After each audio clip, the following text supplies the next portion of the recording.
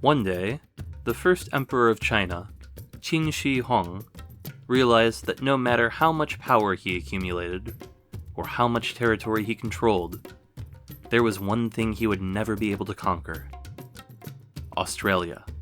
Or perhaps death. But while the conquest of Australia was largely a logistical problem, he reasoned, no amount of battleships would allow him to conquer death. So he did the thing that rational people do when they are confronted with their own mortality, and sent his chief sorcerer, Shu Hu, on a quest for the elixir of life. It's Shu Fu, known in Japan as Jofuku, who we're going to talk about today. Spoiler alert, he didn't find the elixir of life. But in his search for that mystical item, Jofuku may have created Japanese culture as it exists today. Spoiler alert, no he didn't, but it's a nice story. Jofuku set sail from China in 219 BCE on a ship carrying 3,000 virgin boys and girls, a number of passengers that would make the ship about the size of your average modern-day cruise liner. He was looking for the mystical mountain of Penglai, where legend had it you could get the elixir of life at its duty-free shop. The emperor heard nothing from Jofuku for 9 years, when he finally returned to China. The sorcerer claimed that he was close to the mythical mountain, but there was a giant sea beast blocking his path. Qin Shi Huang assigned a platoon of archers to Jofuku, presumably better in a fight than 3,000 virgins.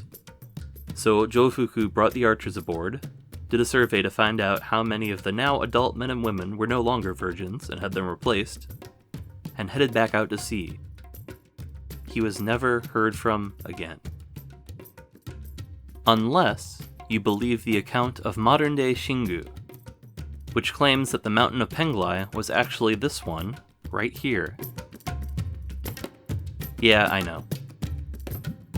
Allegedly, Jofuku came ashore here, and decided that this was as good a place as any to try and declare himself king. By this point, the emperor was dead anyway, so he wasn't going to miss the archers or the army of surly teenagers. Shingu is one of several places in Japan claimed to be where Jofuku settled down. The quote-unquote mountain isn't quite as impressive as some others, which have been claimed to be Penglai, such as this one, but the city has spent a lot of time building itself up as the real one. The monument marking Jofuku's burial place dates to the 1700s. We've danced around it, but look, this story is obviously hokum. But the strange thing is that there is a small kernel of truth to it. Throughout Japan, Jofuku is regarded as a figure of wisdom and learning. The reason being that it was Jofuku who supposedly introduced the people of Japan to rice farming, fishing, and whaling, technologies that caused the population to thrive. And about the time when Jofuku was supposed to have come to Japan, there was a rapid shift in the archaeological record.